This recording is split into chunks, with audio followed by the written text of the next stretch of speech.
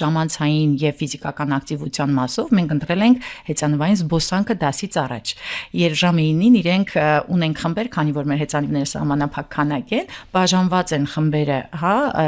ամեն 4-ը դասից առաջ այդ ամսվա, որ օրը ով պետքա վարի։ 9-ից մինչև 10 իրենք վարում են, հետո գալիս են, փոխվում են ու 10:30 իրենց դասը սկսվում է։ Դա այդ ֆիզիկական ակտիվությունը ոչ թե ինչ-որ պարտավորվածություն է, իսկապես իրենք մեծ հաճույքով են դա անում, որտեղ հեծանիվներն էլ երեկանիվային են անվտանգության բոլոր կանոնները պահպանելով, իրենց դժվարություն չի տրվում դա անել, իսկապես ուղղակի պետք է տեսնել ու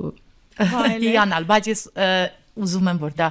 չլինի զարմանալու առիթ, ես ուզում եմ, որ դա լինի, այո, բնական եւ նորմա մեր երկրում։ Մարիամ, դասացուցակին անդրադառնանք, Տիկին Մարիետան ասաց,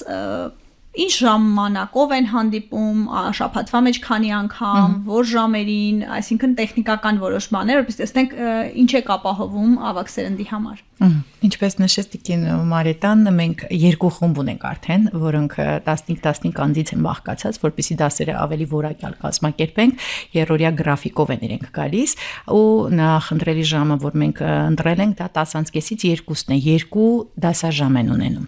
Ինչու է ժամը ընտրված նույնիսկ առավոտյան ժամ, որպեսզի մենք առողջ սովորություններ ձևավորենք, քանի որ եթե մենք եկեք ընդունենք, որ Հայաստանում նախաճաշ սովորությունը մեզ մոտ այդքան ընդունված չի եղել, մեծամասնության մոտ։ Հիմա իրենք գիտեն, երբ որ գալիս են կենտրոն, իրենք պետքա նախաճաշեն, որովհետև ընթացքում իրենք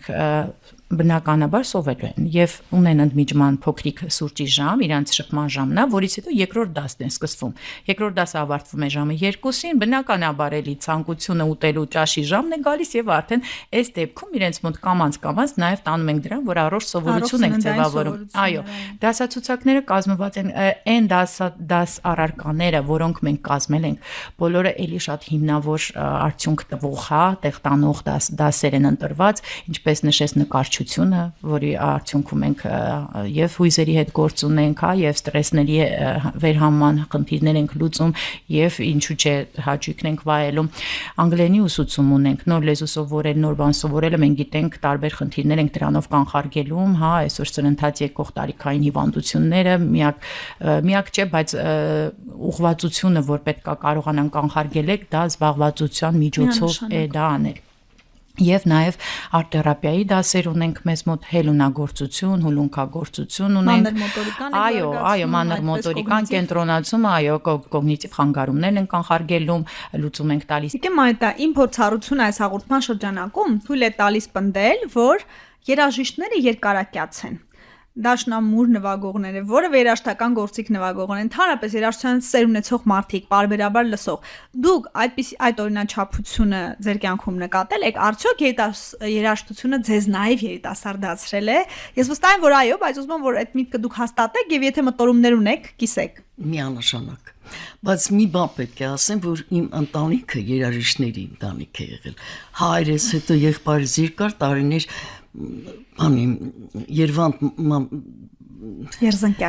Երզնկյանի խմբում սաքսոֆոնիստ էր եւ այդ ուրախությունը, այդ երաժշտության հետ շփումը ազատ, մենք ազատ ենք երաժիշտները։ Այն ինչ որ ասենք իմ տարիքին է, այսպես կարող են հանգիստ նստեն, բան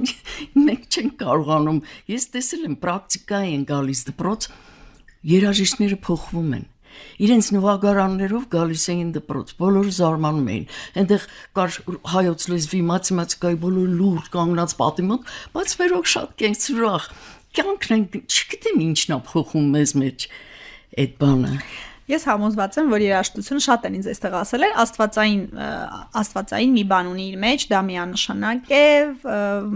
հաստատ պատահական չի տրվում, թեկուզ դասական այդ գործերը, ինչ որ միտեղից ուրիշ վերերկրային մի բան կա դրա արում, դե հիմա թյուր կարծիք է գուցե, բայց սա իմ համոզմունքն է։ Ինչպես են ձեր հարազատներ, ընտանիքի անդամները վերաբերում ձեր այս երկրորդ շնչառությանը, ակտիվ կյանքին, ասացիք, որ հարցն է մի բան գտել, նշանակում խրախուսում են։ Ես հասկացա։ Հիմա տեսեք, այն ժամանակ, երբ որ ես տանն էի եւ տեղ չէի գտնում, եւ լսողություն ուսել մի քիչ տեղում չէր, մեկուսացվել էի։ Ես աշխատում էի, եթե տանը մարդիկ կան, բան գնամ, իմ սենյակ, ամփոփվեմ, բայց հետո, երբ որ ես սկսեցի գնալ Հիմա ես տրամադրություն եմ բերում, հասկանում եք ընտանիքի մեջ։ Իմ հարսս որ տանն էր, չէր աշխատում, անընդհատ նեղվում էր, ասում էր, ինչ որ մի բանից դժգոհ ես, ես ասում եի, չէ, ես դժգոհ չեմ, ուղղակի մտածում եմ, ինչ որ մի բան, որ ես կարողանամ անեմ, ստեղծեմ ինքս։ Հիմա ես իմ տրամադրությունը ուրախ բերում եմ տուն,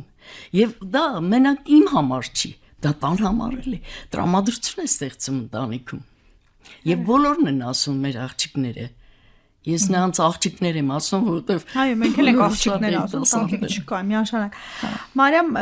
այսպեսի մի հարց շատ գայթակղիչ բաների մասին ասացիք, ես վստահ եմ, որ ունկնդիրները, որ մեզ լսում են, ուզելու են վայր իմանալ, ուզելու են հերթագրվել, ուզելու են պայմանների մասին իմանալ, կխնդրեմ դա էլ կիսեք մեզ հետ։ Այս պահին կենտրոնը գործում է կենտրոն ավարտական շրջանում, Ավագ Պետրոսյան 2 հասցեում, վայրը այդքան է, արդեն նշեցի, իսկ գրանցման համար մենք հավաքագրում ենք, ունենք լիստ, որտեղ սպասման ռեժիմ ենք, ձևավորում հնարավորության դեպքում, բայց այս պահին ինձ նախ ուրախացնող եւ մի փոքր վախեցնող փաստ ունենք, երբ սկզբում մեզ դժվարություններ, ում հետ ենք աշխատել, ոնց ենք հավաքագրելու, մինչեւ ունեցանք այն շահառուները, այո, բայց հիմա վերջի շրջանում զանգ էին տալիս զավակները, կլինի մայրս էլ գրանցվի եւ այլ բոլորի ցանկություններ ու ինչ որ ձևով փորձնական դասի հնարավորություն էինք տալիս, իհարկե բոլորը մնում էին, բայց հիմա ինձ ուրախացնում է մի փաստ, որ անձամբ տարեցներն են զանգում, կլինի ես գրանցվեմ ձեր ծրագրում, անցած անգամ մի 80-ամյակին էր զանգվել, ասի գիտեք պետքա սպասեք, այս պահին մենք փակ ախմբերը տեղ չունենք, նոր խմբի համար պետքա ձևավորվի, դուք սպասեք, հասկանանք ոնց ենք կազմակերպում, ասեց, բայց ես 80 տարեկան եմ, ինչի՞ սպասեմ։ Էլ ոնց սպասեմ։ Իսկապես հասկանում ես, որ պետքա կարիքը կա օնլայնվելու, համայնքահեն դարձնելու ծրագրերը։ Դա է ասում, որ այստեղ անընդհատ անելիք կա, տարածվելու կարիքունենք չունենք։ Մենք ունենք մոտ 600,000 տարեց ինչի մասին է խոսքը։ Ամեն մեկը ինչ որ ուղղվածություն վերցի, ինչ որ մոդելներ դնի, ինչ որ մի բան կիրառի, մեծ հաշվով մենք այստեղ խմբակները իհարկե շատ հետաքրքիր են իրենց համար, իրենք բացահայտվում են։ Գործ ունենք սովետական միության ժամանակ, ապրող ժողովրդի սերունդի հետ, որոնք շատ սահմանափակ չեն ունեցել հնարավորություն ինքնաարտահայտվելու։ Հիմա մենք դասերը ինչ որ սիրողական էր, դարձրել ենք արդեն ոչ սիրողական, մասնագիտական խորացված, որտեվ պարզ դարձավ, որ մենք ունենք բավականին լավ նկարչուհիներ, մենք ունենք աշխատասեր եւ անհատական ցուցահանդես ենք ունեցել արդեն մենք մեր մյուս շահառուների հետ, որովհետեւ մեր շատ հրաշալի գործեր ունենք։ Եվ բայց այս ամենի հիմքում, ինչքան էլ որ հաճելի է իրենց համար այն զբաղվածություն են խմբակները, որ մենք ստեղծել ենք, հիմքում իրենց համար կարեւոր է իրենց շփումը, սոցիալական շփումը, երբ որ ինչպես Տիկին Մարիտան նշեց, նույնիսկ ընտանիքի մեջ սոցիալական մեկուսացում կարա տեղի ունենա։ Դրա համար նման նախաձեռնություններն ու ծրագրերը օգնում են, որ այդ ամեն ինչը հաղթահարենք եւ ունենք այն ինչ որ ունենք այսօր։ Հրաշալի, եւ դուք խոսեցիք մշակութային փոփոխության մասին, մշակույթի, որ մարդիկ փորձեն գալ, դա արդեն կարծես թե հաղթահարված է, մնում է պետությունը, հասարակական կազմակերպությունը, գոլեգաները, մենք հասցնենք պահանջարկի հետևից։ Եվ մի վերջին հարց, Տիկին Մարիտա, ինչ խորհուրդ կտաք տանը նստած ձեր տարեկիցներին, ձեզանից փոքրերին, թոշակի անցնող մարդկանց, ինչ անեն, մեկուսանան, գնասանյակում գիրք կարդան։ Ոչ մի անգամ։ Ես հիմա ունեմ իմ շրջապատը տանը, երբ որ գնում եմ բարեկամներ, ընկերուհիներ, նույնիսկ ինձնից 10 տարով երիտասարդ մեծեր արդեն շատ քիչ են, բայց նույնիսկ 74, 76 բոլորը սպասում են մեր նորություններին։ Ամեն անգամ ես որ տուն եմ գալիս, անընդհատ զանգ են տալիս ինձ, ինչ կա, ասում եմ նայեք, արդեն նկարներ կա, բացառեք ձեր կտուր, ինչա կոչվում դա, սայտը թե ինչա, բացառեք այնտեղ նայեք, մենք էլ ենք ուզում, պատմի, ինչ էիք անում,